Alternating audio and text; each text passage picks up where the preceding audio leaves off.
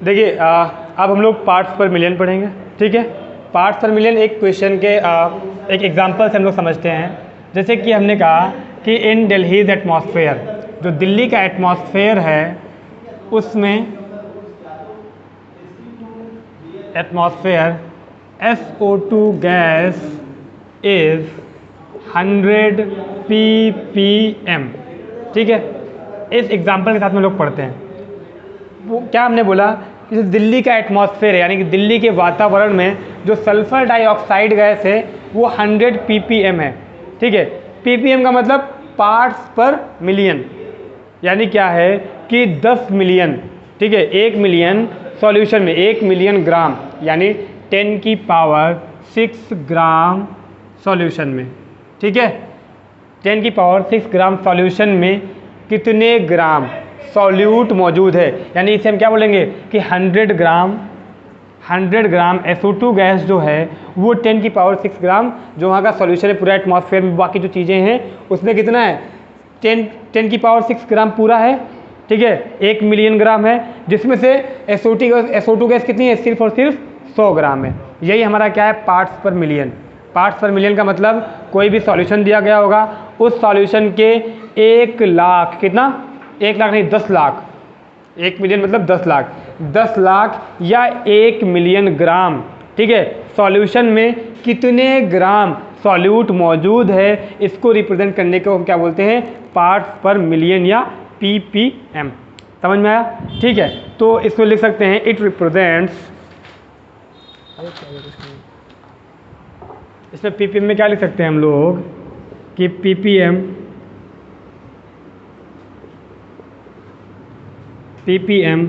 represents weight of solute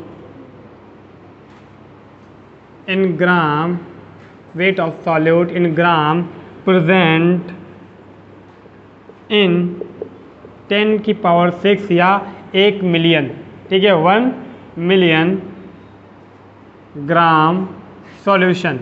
ठीक है, ppm क्या रिप्रेजेंट करता है कि 1 मिलियन सॉल्यूशन में कितने ग्राम सॉल्यूट हमारा मौजूद है। ठीक है, अब जो ppm का फॉर्मूला होगा वो ये होगा, ppm पार्ट्स पर मिलियन अगर निकालना होगा किसी भी चीज़ का, तो उसमें हम लोग वेट ऑफ सॉल्यूट रखेंगे। ठीक है, वेट ऑफ सॉल्यूट जिसको हम लोग सॉल्यूशन के वेट से, क्योंकि वो ग्राम में दिया है इसका मतलब वेट होगा, सॉल्यूशन के वेट से डिवाइड करा देंगे और 10 की पावर 6 उसमें मल्टीप्लाई करा देंगे, जिससे हमारे किसी भी सॉल्यूशन में सॉल्यूशन का ppm हम निकाल लेंगे। क्वेश्चन क्या बोल रहा है कि 1 लीटर वाटर है हमारे पास। ठीक है, जिसमें 0.001 ग्राम कैल्शियम क्लोराइड CaCl2 मिला हुआ है।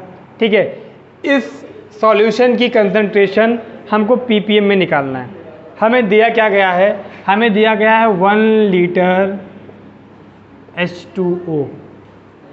ठीक, 1 लीटर को हम लोग 1000 ml लिख सकते हैं, लिख सकते हैं ना, 1000 ml H2O लिख सकते हैं कि नहीं लिख सकते हैं। इसको हम लोग 1000 ग्राम वाटर लिख सकते हैं या नहीं, 1000 ml को 1000 ग्राम लिख सकते हैं कि नहीं लिख सकते हैं, वाटर के टर्म में लिख सकते हैं। क्यों? क्योंकि जो हमारा वाटर होता है इसकी जो डेंसिटी होती है, ठीक है, जो डेंसिटी होती है वो होती है 1 ग्राम पर ml। ठीक है, यानी कि इसका 1 ml में 1 ग्राम होगा। बात समझ में आई? तो इसकी डेंसिटी के अकॉर्डिंग 1000 ml में कितने ग्राम होंगे, 1000 ग्राम पानी होगा।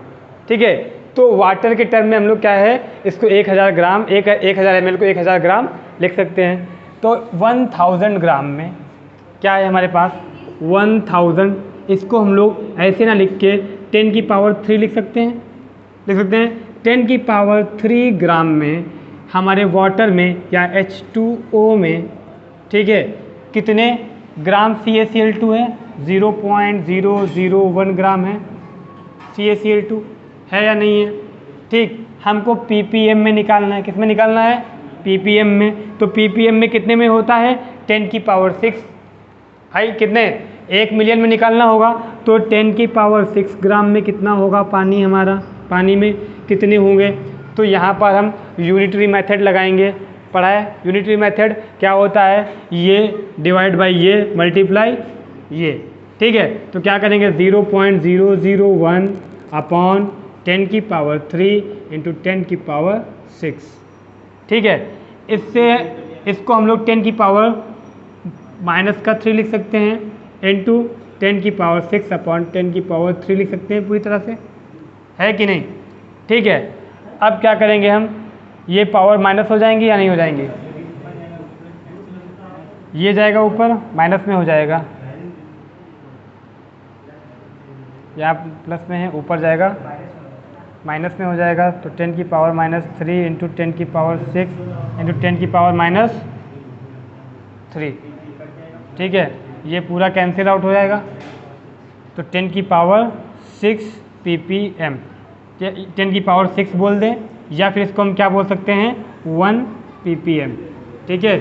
ये क्या हो जाएगा हमारा आंसर हो जाएगा, ठीक। यानी कि इसको हम 1 इंटू 10 की पावर 6 लिख सकते हैं कि एक हमारा जो सॉल्यूट है वो 10 की पावर 6 ग्राम में है, ठीक है। तो इसको सीधा हमने 1 ppm लिख दिया। समझ में नहीं आया क्वेश्चन, दोबारा समझाएं। देखो हमारे पास 1 लीटर पानी दिया गया था जिसमें 0.001 ग्राम CaCl2 था, ठीक है। हमें इसका कंसंट्रेशन निकालना था ppm में।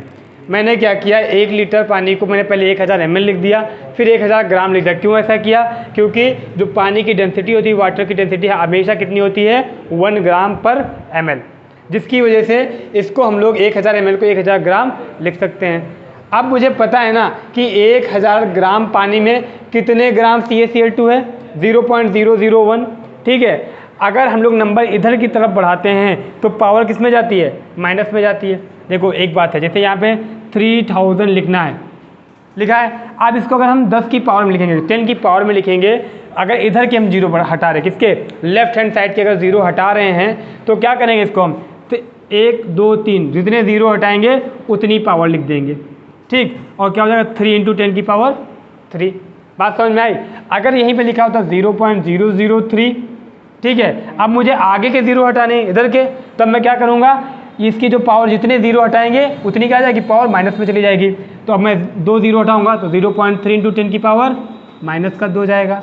अगर मैं 3 को भी मैं इधर लेके आऊँ तो क्या हो जाएगा 3 इंटू 10 की पावर माइनस का 3, ठीक है। मैंने यहाँ पे क्या किया है, यही क्या 0.001 लिखा हुआ था, इसको मैंने 10 की पावर माइनस 3 में लिख दिया। पहले इधर समझते हैं कि 1000 ग्राम या 10 की पावर 3 ग्राम लिख सकते हैं ना, यहाँ पे उसने पानी में 0.001 ग्राम CaCl2 दिया है। अब मुझे ppm में निकालना है, मतलब मुझे 1 मिलियन ग्राम पानी में निकालना है कि कितने CaCl2 हो सकते हैं। तो मैंने क्या किया, 10 की पावर माइनस 3 को 10 की पावर प्लस 3 नीचे है, इंटू में 10 की पावर 6 कर दिया। यूनिटरी मेथड होता है ना, ये डिवाइड बाई ये और मल्टीप्लाई में ये। जैसे यूनिटरी मेथड पढ़ा है ना कि हम 2 केले लाए, ठीक है, 2 केले की कीमत 5 रुपये थी, तो बताओ 4 केले की कीमत कितने रुपए होगी। तो कैसे निकालते हो, इसको इससे डिवाइड करते हैं और इससे मल्टीप्लाई करते हैं, तभी तो निकलता है 2 टू द 4, 4 केले की कीमत तभी तो आएगी।